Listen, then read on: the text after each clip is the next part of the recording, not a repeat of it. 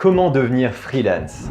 Alors salut à toi, j'espère que tu vas bien. Je suis Johan Eguélé, designer graphique et multimédia freelance et aujourd'hui on va voir comment devenir freelance indépendant créatif. Et si jamais tu as des questions, n'hésite pas à les mettre en commentaire, à liker la vidéo, à la partager et à t'abonner. Et puis maintenant, on démarre. Alors devenir freelance va énormément changer en fonction de ta situation et de ton contexte. Tel que je te l'ai montré dans des vidéos précédentes sur le passage d'étudiant à salarié, de salarié à slasher freelance, et bien justement tout ça, ça montre des contextes totalement différents. Je te l'ai dit dans la vidéo précédente sur comment gagner de l'argent sur internet, c'est qu'en devenant freelance, eh bien tout ce que tu dois savoir faire, c'est pouvoir vendre une compétence que tu as acquise à tes clients. Puisque de toute façon, au niveau de l'investissement que tu as à avoir, tu n'as presque rien à payer. Tu as juste à payer 25% d'impôts et puis c'est tout. Tu as un ordinateur, tu as des logiciels, tu crées des prestations dématérialisées à tes clients. En gros, tu n'as pas d'investissement. Et justement, pour ça, au niveau du contexte, eh bien, si imaginons, tu peux être étudiant, en étant étudiant freelance. Pendant tes études, tu vas peut-être créer des logos, créer des sites internet pour des clients. Tu pourrais être freelance, tout simplement. Tu peux également être un étudiant en fin d'études. Une fois que tu as fini tes études, tu peux avoir le choix soit de devenir freelance indépendant, soit d'être salarié. Dans ce cas-là, tu peux également devenir freelance. Ou bien tu peux être salarié et en étant salarié, en fonction du contrat que tu as avec ton entreprise, tu peux très bien être freelance à côté pour gagner un peu plus d'argent à la fin du mois. Imaginons tu as un salaire de 2000 € net, ben peut-être que tu vas avoir 500 ou 800 € de chiffre d'affaires de freelance en supplément tous les mois. Ou bien tu peux tout simplement passer de salarié à freelance, te dire bon finalement maintenant j'ai suffisamment d'expérience, je vais me lancer dans l'indépendance et dans l'entrepreneuriat, comme ça je vais pouvoir vendre mes compétences et tout ce que j'ai pu apprendre avec mon expérience dans cette entreprise pour la proposer à des clients. Donc tu vois bien que le contexte va énormément changer pour devenir freelance. Mais en gros, tu as la possibilité de devenir freelance dans énormément de situations. C'est juste que tu pourras travailler plus ou moins, que ce soit à mi-temps ou à temps complet, en complément de tes activités d'étudiant, de salarié ou bien être directement à temps plein en tant que freelance. Une fois que tu es bien conscient du contexte et de ta situation, il faut que tu puisses avoir un objectif et une thématique en te lançant en tant que freelance. Parce que forcément, on vient d'en parler, en fonction si tu es étudiant, salarié ou non, ça va changer la donne. Mais après, une fois que tu te lances en freelance, il faut bien que tu saches dans quel objectif justement tu voudras devenir freelance. Est-ce que tu veux travailler pour des entreprises, pour des particuliers, tu vas travailler avec des agences, faire de la sous-traitance? Est-ce que tu vas essayer de trouver des clients? Est-ce que ça sera à mi-temps, à temps plein? Du coup, il faut que tu crées vraiment un objectif et que tu arrives à trouver un cœur de cible. Ça veut dire, imaginons peut-être que tu vas travailler pour des cabinets d'avocats, tu vas travailler pour des hôpitaux, tu vas travailler pour des mairies, tu vas faire des appels d'offres pour créer des affiches et ce genre de choses. Donc il faut vraiment que tu puisses savoir quel objectif tu veux avoir dans cet esprit créatif, savoir si tu veux faire de l'exécution, de la création, être avec de l'e-commerce et compagnie. Il faut vraiment que tu aies un objectif clé et qu'en fonction de cet objectif, forcément tu aies une thématique. Et la thématique sera forcément liée à ton métier. Ça veut dire que tu peux être à la fois un freelance dans le graphisme, le web design, le motion design, la rédaction, le développement. Il y a énormément de métiers et chacun de ces métiers-là peuvent avoir des sous-catégories. Donc forcément, il faut que tu saches précisément dans quoi tu vas te positionner pour pouvoir le présenter encore plus facilement à tes clients. Parce que très souvent, tu viens chez un client, tu lui dis « Bonjour, je suis graphiste ». Le client, lui, en fait, il ne sait pas ce que c'est un graphiste ou bien il sait de manière vague, mais il ne sait pas ce que toi, tu vas pouvoir lui apporter précisément.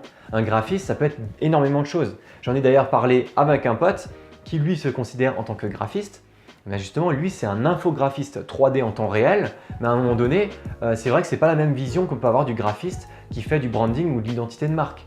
Donc forcément, il faut préciser. Soit tu fais du graphisme en création d'identité de marque, en création ou gestion d'e-commerce, en création, je sais pas moi, de chaîne YouTube, de 3D en temps réel, de modélisation et compagnie. Il faut vraiment que tu saches précisément comment te définir, avoir ton objectif, avoir ta thématique pour te lancer.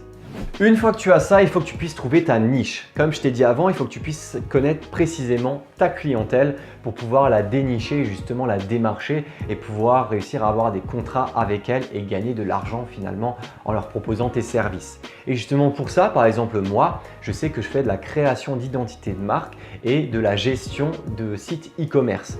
Donc derrière moi, au niveau graphisme, je ne vais pas forcément faire du print. Si jamais on me demande de faire un petit flyer qui n'a pas énormément d'importance, je vais pouvoir travailler dessus, mais ce n'est pas ma spécialisation. Si tu es graphiste, tu peux faire des flyers, de l'identité de marque, tu peux faire des bannières, du Facebook, du YouTube et compagnie. En web design, tu peux faire de la création pure, sans le développement. Tu peux faire de la création plus le développement en front-end, ou bien tu peux être de la créa, du front, ou bien juste du front.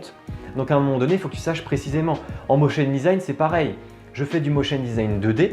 Bah, par exemple, je ne fais pas du motion design 3D ou 3D en temps réel. À un moment donné, il faut que tu saches précisément laquelle de ces thématiques tu as. Et en fonction de ces thématiques, tu sauras quelle clientèle, quelle niche tu vas pouvoir approcher.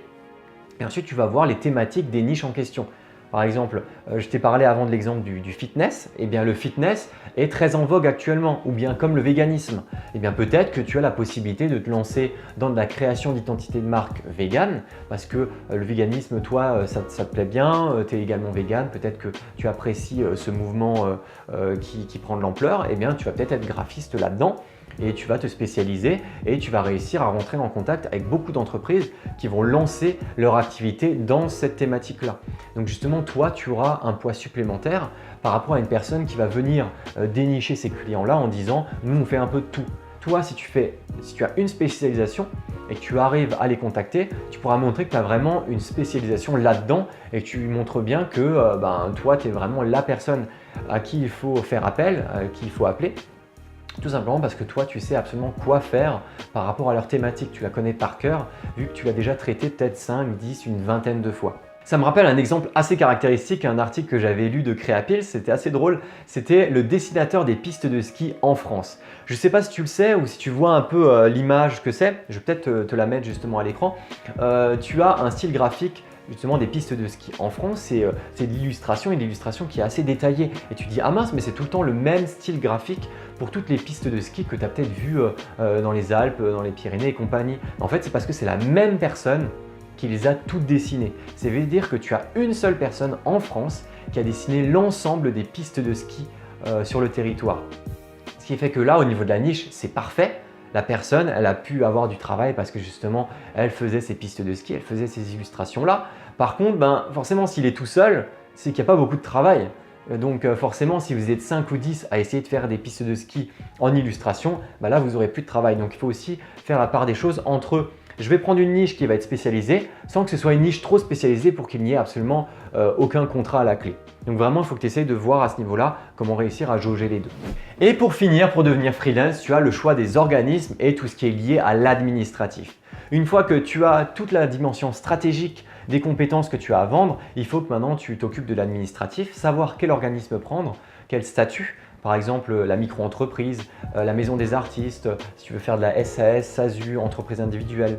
Par exemple, si tu veux te lancer facilement, tu vas peut-être prendre la micro-entreprise parce que tu n'as que 25% que tu vas donner à l'État et puis tu peux te lancer directement. Si jamais tu veux des plafonds un peu plus élevés et justement si tu es en création d'identité graphique ou en web design, tu peux te mettre en maison des artistes. Si jamais tu veux retirer la TVA, tu vas peut-être te mettre en entreprise individuelle, mais du coup à ce niveau-là, tu vas devoir payer des comptables. Donc vraiment, il faut que tu essaies de voir du coup au niveau administratif ce que tu vas choisir. En plus de ça, tu as les CFE qui sont reliés à ces statuts en question. Et donc, il faut vraiment que tu réussisses à trouver des articles ou bien à parler sur les groupes Facebook pour savoir précisément quel type de statut tu vas prendre. Mais en tout cas, il y a juste ça à faire. Tu prends toute ta dimension stratégique, tu fais tout ce qui est lié à l'administratif pour savoir quel statut tu vas prendre et ensuite tu te lances en tant que freelance. Tu as ton numéro SIRET et tu vas pouvoir directement facturer tes premiers clients. Donc voilà, j'espère en tout cas que cette vidéo t'a plu sur comment devenir un freelance créatif. Si jamais tu as des questions, n'hésite pas à les mettre en commentaire, à laisser un like, à t'abonner à la chaîne pour voir les prochaines vidéos qui sont justement liées à ce thème du freelancing créatif. J'ai également des téléchargements gratuits sur mon site pourtoifreelance.fr si jamais ça t'intéresse. Et puis moi, je te dis à très bientôt pour une prochaine vidéo pour toi freelance. Ciao!